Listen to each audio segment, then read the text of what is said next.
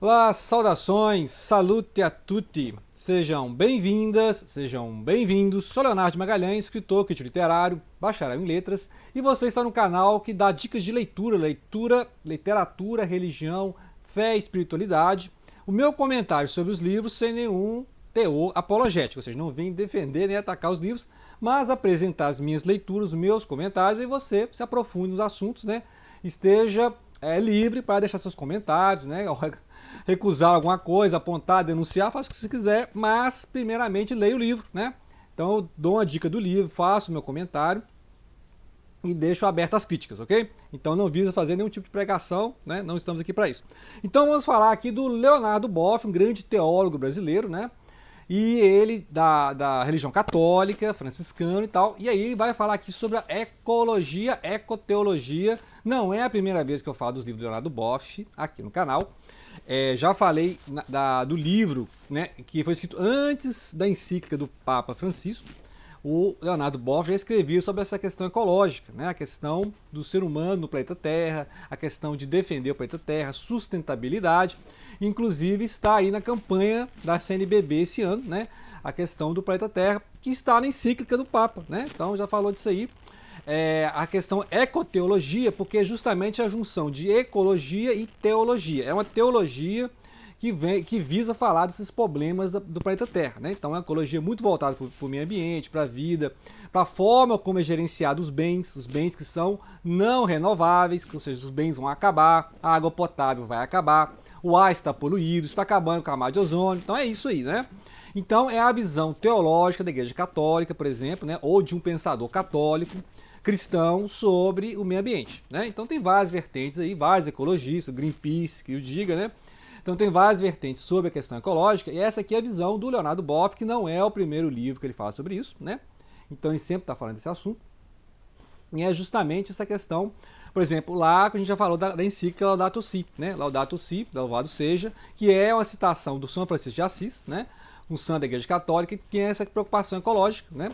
Então é justamente esse diálogo que ele está montando. E esse livro aqui é mais recente, né? Já falamos de livro mais antigo, mas esse aqui, ó, Ecologia, Grito da Terra, Grito dos Pobres, Dignidade e Direitos da Mãe Terra, ele é de 2015, né? Então fica a dica. Ó, as primeiras partes aqui, ó, são 200 páginas, né? Ele basicamente vai falar da questão ecológica do planeta Terra, o que é o planeta Terra, a questão do ser humano, que é ecocida. O que é ecocida? É aquele ser que mata o meio ambiente, né? Mata a ecologia.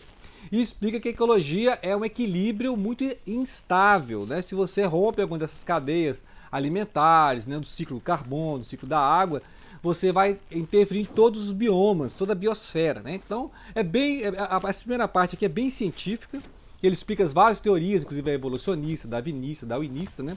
As várias teorias científicas, naturalistas, mas também tem um olhar cristão, né? Um olhar mais bíblico, né? Então ele consegue conjugar, porque ele aceita alguns pressupostos do evolucionismo, né?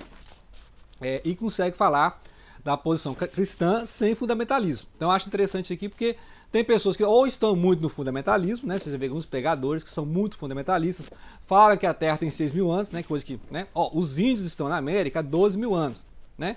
Então de onde é que vieram os índios? Se os índios já estão na Terra há 12 mil anos, na América, né? No continente americano, do Alasca até a Terra do Fogo, há 12 mil anos mais ou menos. Então, como é que a Terra tem 6 mil anos? Né? Então, aí, né? Então ele faz essa questão do fundamentalismo. Né? E também aqueles exageros naturalistas, né? Que o universo veio do acaso, tudo é acaso, o Big Bang é do acaso, né? Não tem nenhuma ordem na natureza, blá, blá, blá, né? Então, ele se mantém longe dos dois extremos, né? Ele não é um naturalista, obviamente, né? Ele é um cristão, e ele também não é um fundamentalista, né? Porque você vê grupo fundamentalista que não aceita nada de teoria científica, né? Então acho interessante o livro, importante por isso, tá? Outro livro do Leonardo Boff, muito importante, é o Cristianismo, o Mínimo do Mínimo. Interessante que esse livro está no mesmo patamar do cristianismo puro e simples do C.S. Lewis. Lembra? A gente falou do C.S. Lewis, cara do Nárnia? Pois é, o C.S. Lewis, ele escreveu um livro, Cristianismo Puro e Simples, com um olhar cristão, mas só que a posição dele é anglicana, né? Ele é um pensador anglicano, ou seja, um cristão anglicano, que é um leitor do Chesterton, que é um amigo do Tolkien, né? Ambos são católicos. E aqui você tem uma visão católica do Leonardo Boff sobre a questão do cristianismo. Então é o cristianismo puro e simples do Leonardo Boff, entendeu? E aí vai mostrar justamente, sem entrar em questões teológicas, né? A preocupação dele, que não é fazer teologia, é explicar os temas básicos do cristianismo, o que importa no cristianismo, ressaltando o reino de Deus, né? Jesus sempre falava do reino de Deus, a chegada do reino de Deus. O que é o reino de Deus? Então, sem preocupar com essas diferenças, pós-milenarismo, não sei o quê, né? Essas questões aí do, você é calvinista, você é arminiano, tem essas questões que fica dividindo a cristandade, né? Você crê no santo, não crê no santo, ele não está preocupado com isso não, tá? A preocupação dele é a mensagem de Cristo, o amor ao próximo, a criação do reino de Deus. O reino de Deus não é só uma devoção, mas é uma ação no mundo, né? Leonardo Boff sempre fala isso, o cristão não é só a oração, faz parte, a devoção faz parte, né? A reza, a missa, mas ele fala, olha, a verdade é o cristão atuar no mundo, né? Tanto politicamente como ecologicamente, né? Atuando no meio ambiente, a questão da caridade, da filantropia, é isso, né? A ação sobre o mundo faz parte do reino de Deus, né? Então, se você vê o seu irmão passando fome, você vai atuar para acabar com a fome alheia, né? Então, por isso as campanhas, campanha do agasalho, né? Campanha para os moradores de rua, então ele sempre ressalta esse lance da caridade. E ele mostra, então, que a preocupação do cristão é testemunhar Cristo e ajudar, né, a Cristo, né?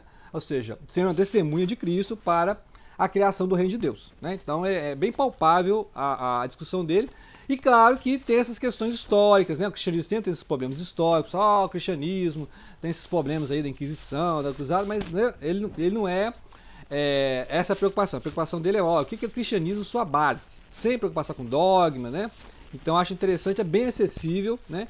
É claro que tem toda a base teológica, mas a preocupação dele não é teológica, assim como lá o C.S. Lewis, né? O C.S. Lewis também não fez um livro de teologia, o Cristianismo Puro e Simples, que a gente já leu aqui. Depois a gente vai ler temas, né? Vamos pegar temas ao longo do livro, que se repetem ali. O livro do C.S. Lewis também não é um livro de teologia. É claro que o assunto é teológico, só que ele não fica ali preocupando com dogma, né? Essas questões que aí se interessa só teólogo, né? Quem estuda teologia que interessa isso aí, ok? Muito bem, falando dessa questão espiritual, e também no Brasil, Frei Beto, né? Fome de Deus é o livro, né? Título. Fé e espiritualidade no mundo atual. Então ele vai discutir essa questão dos dois polos da modernidade, né? Os dois polos da modernidade, você tem o secularismo, a questão da descrença também, a questão do humanismo, né? O iluminismo, que é a questão da descrença. E depois, nos últimos 100 anos, começou a formar-se esse fenômeno do fundamentalismo. Então é um contraponto ao iluminismo, né? Então, tanto tem na igreja católica quanto tem na igreja protestante essa questão do fundamentalismo. Então tem vários grupos que são até radicais, são até fanáticos, etc., né? E aí ele discute justamente essa discussão aí entre esses dois polos. E o Frei Beto está falando, olha, realmente voltou o fundamentalismo, né? Essa crença em Deus assim, meio exacerbada, no sentido, né? Até fanático, porque há uma forma de Deus. Então o homem achou que Deus estava morto, lembra do Nietzsche lá, do século XIX, né? O Friedrich Nietzsche, que ele proclamou a morte de Deus, não é porque ele estava feliz, né? Deus morreu. Né? A filosofia do Nietzsche fala, olha, o século XIX, com as teorias científicas, né? Então não precisa de Deus, então Deus morreu. O que nós vamos fazer sem Deus, né? Basta ler o livro Gaia Ciência do Nietzsche, que ele fala disso aí, ó. Como é que vai ser a civilização sem Deus? E depois tem o livro do Freud, né? Sigmund Freud, que é O Futuro da Ilusão. E o Freud também não acreditava na religião, e Freud achava que em algum momento a religião ia sumir. Só que não aconteceu isso, né? Ao longo do século XX aconteceu o contrário, aumentou o fundamentalismo, o fanatismo, né? Judeu, islâmico, cristão, etc. Então ele vai discutir isso aí, que nós temos fome de Deus. E aí muitas vezes a gente vai para o fanatismo, para o fundamentalismo, né? Então ele vai discutir justamente, e aí fica essa briga de ciência e religião, né? Então aqueles caras que são muito naturalistas, muito ateístas, a ciência explica tudo. E aí, do outro lado você tem um cara que é fundamentalista, não, a religião explica tudo, inclusive a Bíblia. Sendo que a Bíblia não é um livro científico, né? Então não adianta você querer pegar a Bíblia e falar que ele é científico, né? Então esse é o problema de a pessoa ler a Bíblia literalmente. A Terra tem 6.000 anos, mas não tem, né? A gente sabe que cientificamente a Terra não tem 6.000 anos. A civilização não tem, né? A gente sabe que a civilização tem 10.000 anos ou mais, né? Igual eu falei no início do vídeo, há 12.000 anos já tinha índios, né, os povos nativos aqui na América, né? Então, interessante isso aí. Outra dica de leitura sobre Jesus aqui, ó. Esse aqui peguei ontem, nem folheei, mas é interessante, eu gostei, porque assim, nós estamos falando vários livros sobre a temática de Jesus, não é isso? Então, tem vários no canal aí, várias possibilidades de leitura sobre Jesus, né? O personagem histórico, a questão da divindade, etc, né? E aí ele vai fazer a mesma coisa, né? Então, é o espanhol, né? E aí ele vai explicar aqui, ó, o Juan Arias. E ele vai explicar justamente. Aí eu vou tentar comparar isso aqui com, por exemplo, o livro lá do Saramago, né? Que é o Evangelho segundo Jesus Cristo, né? As várias leituras que tem, por exemplo, a gente deu lá do Zelota, né? O Zelota, eu esqueço o nome dos autores, mas a gente leu do Zelota aqui. Deus também, né? Que é do Asa Aslan, né? Reza Aslan, escritor iraniano, que aí ele virou cristão, depois voltou a ser muçulmano. Né? A gente já leu esse cara. Então, a ideia é comparar essas várias leituras sobre Jesus. E aí, qual é a visão? E outra coisa, a gente está lendo um livro lá do Pelicano, que é a visão de Jesus ao longo do tempo, né? As imagens de Jesus ao longo do tempo. E realmente acontece esse fenômeno. Qual que é o fenômeno? Que à medida que o tempo vai passando, as pessoas têm uma leitura de Jesus diferente. Então, ora ele é o rabino, ora ele é o mestre, ele é o Messias, ele é um grande guru, é um grande mestre da humanidade. E a ideia de que ele é Jesus, é Deus encarnado. Então, ou seja, você vê as várias variações. Jesus é rabino, é mestre, é Messias, é profeta. Depende do olhar que você tem sobre Jesus, a divindade, né? Então, religião igual Islã, por exemplo, aceita Jesus, só que lá ele é um profeta. Entendeu? Várias religiões aceitam Jesus como mensageiro divino, mas ele não é uma divindade, né? Então essas questões. E aí ele vai mostrar, e aí depois que eu ler o livro, né? Essa é a dica, depois que eu ler o livro eu vou comentar os temas, né? E vou falar o que eu achei diferente em relação ao Zelota, né? Em relação ao Cristo que a gente tem no Evangelho, o Cristo do Catecismo, né? Podemos inclusive comparar com o Cristo, que é o Cristo da Igreja, né? O Cristo da Trindade, etc, né? Então essa seria uma abertura de imaginar, o exercício aqui é quais são as várias leituras do personagem de Jesus enquanto o histórico, né? A possibilidade de chegar ao Jesus histórico, você lê mais Mateus e Marcos. Depois você tem o Jesus de Lucas e já tem o Jesus divindade do Evangelho de São João, né? O Evangelho de São João, ele é o mais divinizado. Então ali Jesus já tem essa ideia do verbo encarnado, do verbo divino, né? Então acho interessante, peguei pelo título, né, e eu espero não me decepcionar, né? Então em breve eu vou fazer uma resenha só deste livro, né, comparando com as leituras prévias do mesmo tema. Então a gente faz leitura temática, deixa a playlist aí, Jesus. Aí todos os livros cujo o centro, né, do debate é quem é Jesus, né? Tem o livro lá do Harold Bloom, né, que é o Jesus quanto personagem textual, tá? O Harold Bloom é um crítico literário, fez uma leitura da Bíblia enquanto uma obra literária, né? E é possível fazer isso aí, né? O Jack Miles fez lá, né? A biografia de Deus, né? Então, o Harold Bloom também é um que pegou o tema de Jesus comparando com o tema de Jeová. Jeová, Javé, né? Que é o Deus do Antigo Testamento. E aí tem essa muita comparação, tem diferença do Deus do Antigo Testamento, né? Antiga Aliança, com o Deus do Novo Testamento, Nova Aliança, né? Então, quais diferenças são essas, né? Existe diferença mesmo? Então, depende muito da interpretação que você vai fazer, né? Tem até as leituras gnósticas, né, que não é o mesmo Deus, realmente tem um Deus, eu tenho um Deus excelso, né, que é o Deus de Jesus, tem o Deus Demiurgo, que é o Criador do mundo, então tem todo tipo de leitura, e é interessante como é que um personagem igual Jesus, né, criou toda essa, né, impressionante que você não pode ignorar Jesus, né, porque é um personagem que realmente todo mundo ou fala uma coisa ou fala outra, mas vai falar, né, ou fala bem ou fala mal, mas vai falar. É um personagem que ateu fala, cristão fala, muçulmano fala.